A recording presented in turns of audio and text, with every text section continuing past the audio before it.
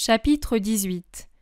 Marie annonce à Joseph la maternité d'Élisabeth et confie à Dieu le soin de justifier la sienne. Le 25 mars 1944. La petite maison de Nazareth m'apparaît. Marie s'y trouve. Elle est aussi jeune que lorsque l'ange de Dieu lui est apparu. Sa seule vue m'emplit l'âme du parfum virginal de cette demeure, du parfum angélique qui persiste dans cette pièce où l'ange a déployé ses ailes d'or, du parfum divin qui s'est concentré sur Marie pour la rendre mère et qui maintenant émane d'elle. C'est le soir car les ombres commencent à envahir la pièce, ou plutôt une si grande lumière était descendue du ciel.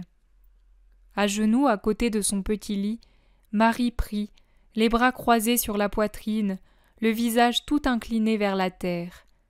Elle est encore vêtue comme elle l'était au moment de l'Annonciation.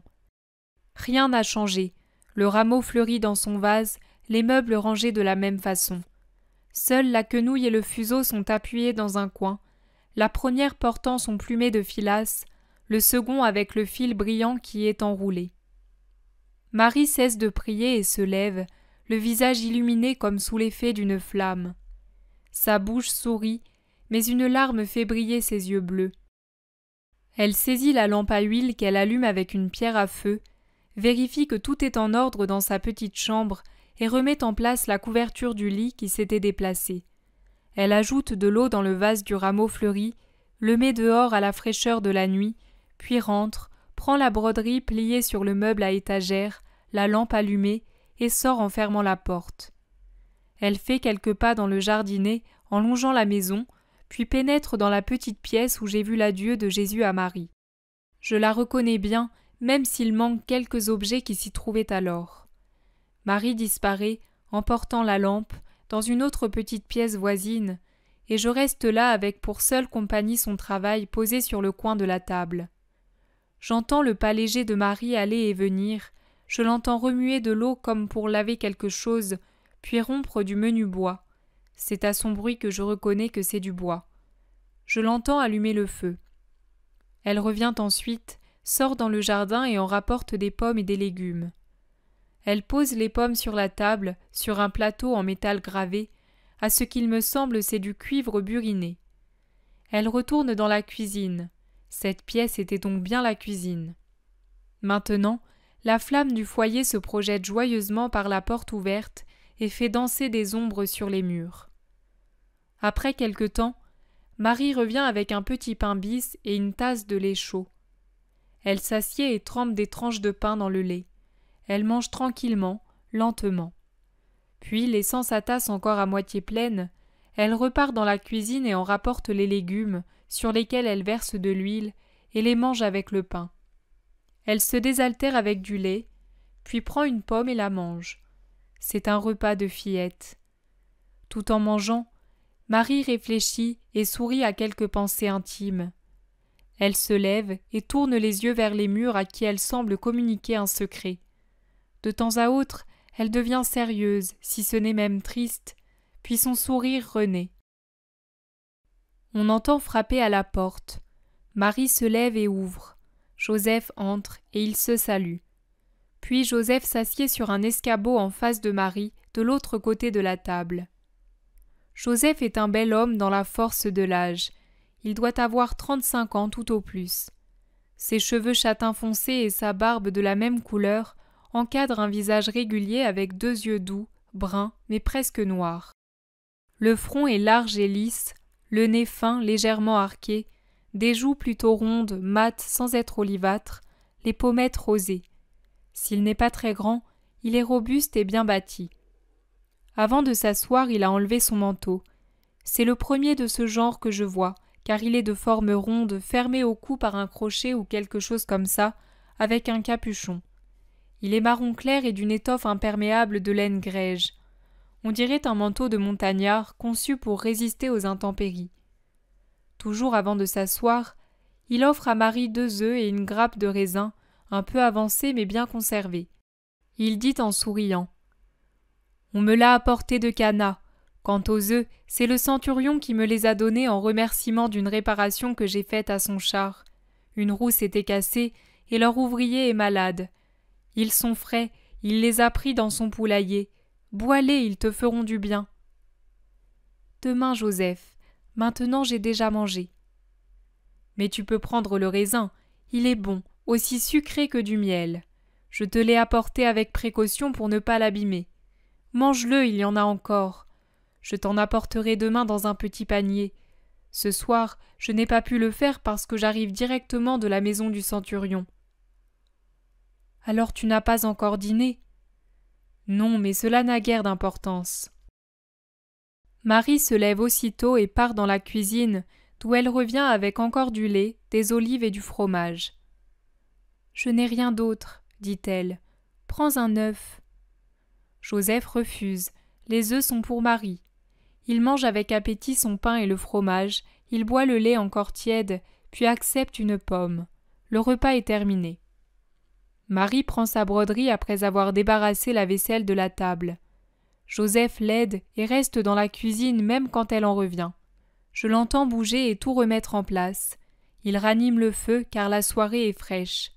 À son retour, Marie le remercie. Ils parlent tous deux.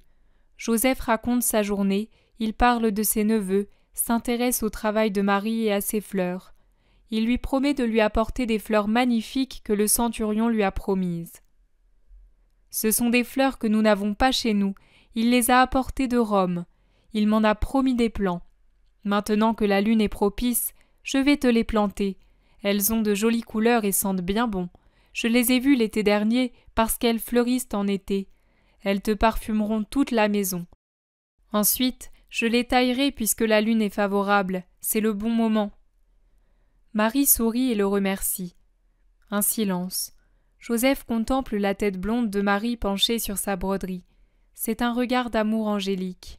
Sûrement, si un ange pouvait aimer une femme d'un amour d'époux, c'est ainsi qu'il la regarderait. Comme si elle prenait une décision, Marie pose sa broderie sur ses genoux et dit « Joseph, j'ai moi aussi quelque chose à te partager. Je n'ai jamais rien à dire car tu sais comme je vis de manière retirée. Mais aujourd'hui j'ai une nouvelle. J'ai appris que notre parente Élisabeth, la femme de Zacharie, attend un enfant. » Joseph écarquille les yeux. « À son âge ?» ?»« À son âge, » répond Marie en souriant. « Le Seigneur peut tout, et il a voulu donner cette joie à notre parente. »« Comment le sais-tu ? Cette nouvelle est-elle sûre ?»« Il est venu un messager, quelqu'un qui ne saurait mentir. Je voudrais aller trouver Élisabeth pour l'aider et lui dire combien je partage sa joie. Si tu le permets... » « Marie, tu es ma femme et moi ton serviteur. Tout ce que tu fais est bien. Quand voudrais-tu partir ? » ?»« Le plus tôt possible, mais je resterai là-bas quelques mois. »« Je compterai les jours en t'attendant. Pars tranquille, je m'occuperai de la maison et du jardin. Tu trouveras tes fleurs aussi belles que si tu les avais soignées toi-même. Seulement, attends, il me faut aller avant la Pâque à Jérusalem y acheter quelques objets utiles à mon travail. Si tu attends quelques jours, je t'accompagnerai jusque-là, mais pas plus loin, car il me faut revenir rapidement. Mais nous pouvons faire route ensemble jusque-là. Je serai plus tranquille si je ne te sais pas seul en chemin. Quant au retour, tu me le feras savoir et je viendrai à ta rencontre. » « Tu es si bon, Joseph, que le Seigneur te récompense par ses bénédictions et te préserve de toute douleur. Je le prie toujours à cette intention. » Les deux chastes époux se sourient comme des anges. Le silence revient quelque temps, puis Joseph se lève. Il remet son manteau, en relève le capuchon sur sa tête, salue Marie qui se lève elle aussi et sort. Marie le regarde sortir. Elle soupire comme si elle avait de la peine. Puis elle lève les yeux vers le ciel. Elle prie certainement. Elle ferme soigneusement la porte, plie la broderie. Puis elle va dans la cuisine, éteint le feu ou le couvre, vérifie que tout est bien rangé. Elle prend la lampe, sort et referme la porte. De sa main, elle protège la petite flamme qui tremble sous le vent froid de la nuit. Elle entre dans sa chambre et prie encore. C'est ainsi que la vision s'achève. Marie dit : « Ma chère fille, À la fin de l'extase qui m'avait comblé d'une joie inexprimable, j'ai retrouvé mes sens de la terre. La première pensée, perçante comme une épine de rose, qui a traversé mon cœur entouré des roses de l'amour divin devenu mon époux depuis quelques instants, fut la pensée de Joseph. Je l'aimais désormais, mon saint et prévenant gardien. Depuis le moment où la volonté de Dieu, par l'intermédiaire de la parole de son prêtre, avait voulu que je devienne l'épouse de Joseph, j'avais pu connaître et apprécier la sainteté de ce juste. À ses côtés, j'avais senti disparaître mon désarroi d'orpheline, et je n'avais plus regretté l'asile du temple que j'avais perdu. Il avait pour moi la douceur de mon père disparu. Je me sentais autant en sécurité près de lui qu'auprès du prêtre. Toute hésitation avait disparu, et pas cela seulement. Elle s'était tellement éloignée de mon cœur de vierge que je l'avais même oubliée. J'avais compris qu'aucune hésitation, aucune crainte ne se justifiait à l'égard de Joseph. La virginité que j'avais confiée à Joseph était plus en sécurité qu'un enfant dans les bras de sa mère. Mais comment lui apprendre que j'allais être mère ? Je cherchais les mots pour le lui annoncer. Difficile recherche. Je ne voulais pas me flatter du don de Dieu, et je ne pouvais en aucune façon justifier ma maternité sans préciser « Le Seigneur m'a aimée entre toutes les femmes, et de moi, sa servante, il a fait son épouse. » Par ailleurs, je me refusais à le tromper en lui dissimulant mon état. Mais pendant que je priais, l'Esprit Saint dont j'étais rempli m'avait conseillé « Tais-toi, laisse-moi le soin de te justifier auprès de ton époux. » Quand ? Comment ? Je ne l'avais pas demandé. Je m'étais toujours fié à Dieu comme une fleur se fie à l'eau qui l'abreuve. Jamais l'Éternel ne m'avait laissé sans son aide. Sa main m'avait soutenu, protégé, guidé jusqu'alors. Il allait encore le faire. Ma fille, comme elle est belle et réconfortante la foi en notre bon Dieu éternel. Il nous prend dans ses bras comme en un berceau, nous porte comme une barque au port lumineux du bien, nous réchauffe le cœur, nous console, nous nourrit, nous procure repos, joie et lumière, et il nous guide. La confiance en Dieu, c'est tout, et Dieu donne tout à ceux qui mettent en lui leur confiance. Il se donne lui-même.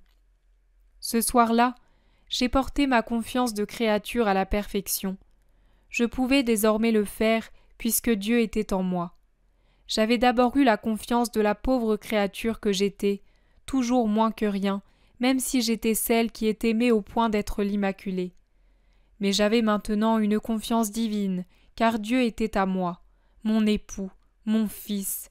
Quelle joie, être uni à Dieu, non pas pour ma gloire, mais pour l'aimer dans une union totale et pouvoir lui dire « Toi, toi seul qui es en moi, agis avec ta divine perfection en tout ce que je fais. » S'il ne m'avait pas dit « Tais-toi », j'aurais peut-être osé, face contre terre, annoncer à Joseph « L'Esprit est entré en moi et je porte en moi le germe de Dieu. » Et il m'aurait cru parce qu'il m'estime et parce que, comme tous ceux qui ne mentent jamais, il ne pouvait croire que les autres mentent. Oui, pour lui épargner la douleur à venir, j'aurais surmonté ma répugnance à m'attribuer une telle louange. Mais j'ai obéi au commandement de Dieu. À partir de ce moment et des mois durant, j'ai senti la première blessure me faire saigner le cœur. C'était ma première douleur de corédemptrice. Je l'ai supportée et offerte en réparation, et aussi pour vous donner une règle de vie dans des moments analogues de souffrance, lorsque vous devez garder le silence sur un événement qui vous montre sous un jour défavorable à ceux qui vous aiment. Remettez à Dieu la garde de votre bonne réputation et des affections qui vous tiennent à cœur. Méritez par une vie sainte la protection de Dieu et avancez tranquillement. Même si le monde entier était contre vous, lui vous défendrez auprès de ceux qui vous aiment et fera jaillir la vérité. Maintenant, ma fille, repose-toi et sois toujours davantage ma fille.